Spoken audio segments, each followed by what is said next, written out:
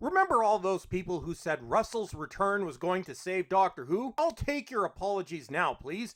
Everybody makes mistakes, but then anybody with a brain should have seen this coming. After 3 disastrous current year specials, the quality drops even further, seeing as they no longer have David Tennant and Catherine Tate, and the sheer level of degeneracy and deviancy continues to multiply as Russell gives us a special that is beyond horrendous. Frankly, this might even be worse than 90% of the output from the previous regime. And seeing how that played out, it's quite mind-boggling how the person that originally brought Doctor Who back into the public consciousness has seemingly lost any bit of writing talent or show writing ability he had. It's quite something to witness. This is one of the worst episodes in the history of the show and the worst introduction of a new Doctor ever. Yep, even the woman who fell to Earth wasn't this bad. The Mind Virus has brought RTD to a whole new level of suck. We start with a mystery child being dropped off by a mysterious stranger. Who is this stranger? Nobody cares! However, I'm sure there'll be many current yearisms involved. Also, a baby girl, did you say? That's a bit assumptive of you. You're just confusing the special people that claim to be fans of the show. The baby gets abandoned. Poor baby. But at least your time on the show is over, as Dr. Nutty comes on screen looking sad. Sorry dude, the ratings are the ratings. Just plug your ears and close your eyes and just pretend that the ratings don't exist.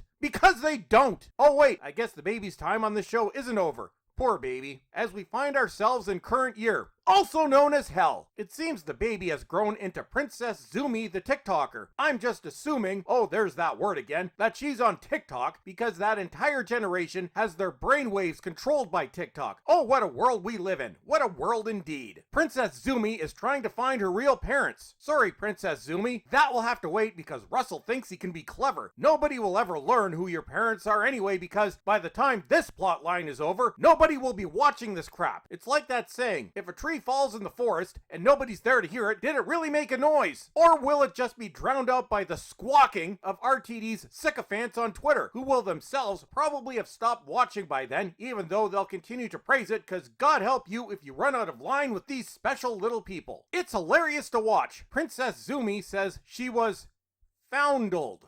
Yeah, I'm not going there. Next, a BBC worker is tripped by a mischievous goblin, bringing down all the studio lights, almost killing Princess Zumi and the interview lady, because it seems that checkboxes are also running health and safety at the BBC these days. Great job! Then, interview lady gets whacked in the head with a cord. Don't ask me, I'm not writing this crap. Next, we head to a nightclub where a person with a suspiciously low voice is on stage singing, while Princess Zumi plays the keyboard and Dr. Nutty shows up all sexy-like with his fabulous hat. Then Mystery Hands unplug the audio and the person with the suspiciously low voice is embarrassed. I'd like to take this opportunity to thank the goblins for unplugging the audio because that was truly horrible. Then some drunk lady starts screaming something about a willy, and even more embarrassment happens. Then it's the next day, and Princess Zumi is gazing at Dr. Nutty while he's gyrating with a bunch of dudes on the dance floor while wearing his kilt, because that's appropriate viewing for children during tea time on Christmas Day. Then Dr. Nutty saves Princess Zumi from dropping her glass and mentions something about health and safety. Yeah, better not, dude. It's a sideshow over there. Then Princess Zumi just drops her drink anyway. See, I told ya.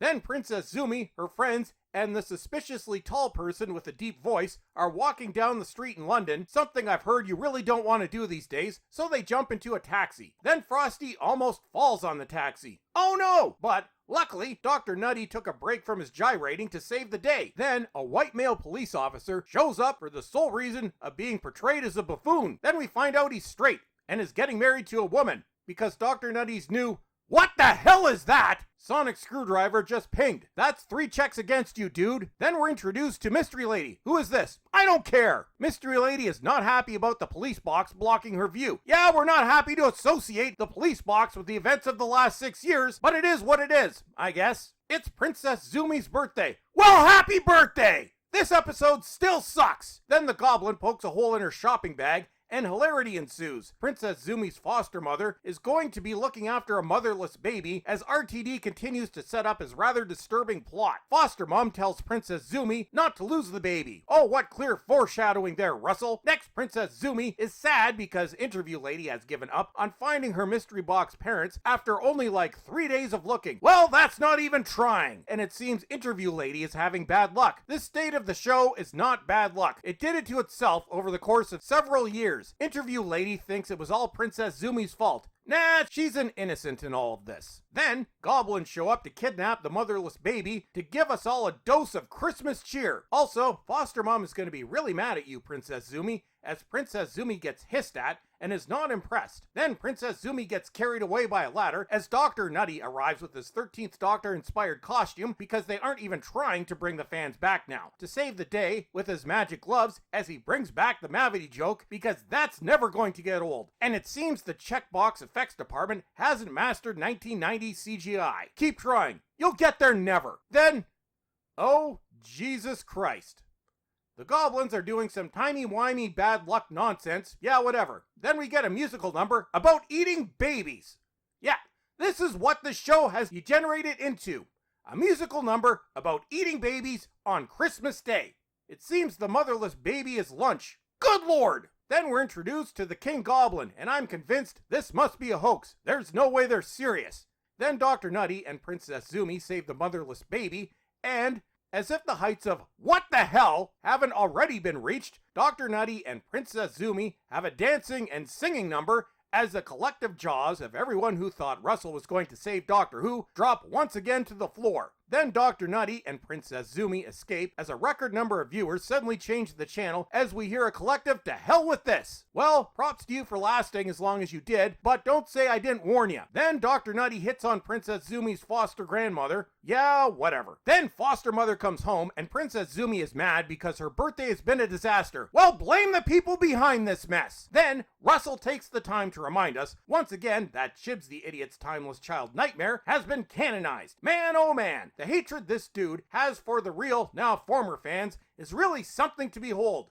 Then the walls crack. Well, that's going to be an expensive repair. And Princess Zumi deletes herself from the story. Good move. I would too. It seems she never existed in this universe. You are so lucky. It seems the goblins went back in time, or some crap, and kidnapped and feasted on Princess Zumi when she was a baby. Dear God! Russell, did you even read this back when you were writing it? The degenerate, deviant losers you cater to are not representative of normal people. I mean, at least somewhere in that smug head of yours, you must realize that. But you don't care. It's not your money, is it? Also, it seems foster mother is a bit of a jerk without Princess Zumi and only fosters kids when she needs the money. Well, how delightful. Dr. Nutty does not approve, and you are almost in line for a 13th Doctor style lecture, but only certain people get those, so I think you'll be fine. Next, Dr. Nutty travels back in time to when Princess Zumi was an infant and saves the day and baby Princess Zumi from the drooling goblins with his magic gloves, and the terrible CGI ship with the singing goblins disappears. Then, the back to all grown up Princess Zumi takes off with Dr. Nutty for a series of surely to be badly written, politically correct adventures designed to appeal to a group of low-life degenerates and deviants who probably won't even watch. They'll just claim to because, as I said, you don't want to piss off the hive mind. With an ever-shrinking ratings number, it's going to be comedy gold watching this garbage burn itself to the ground. Oh yeah, and we finish with Mystery Lady. Who is it?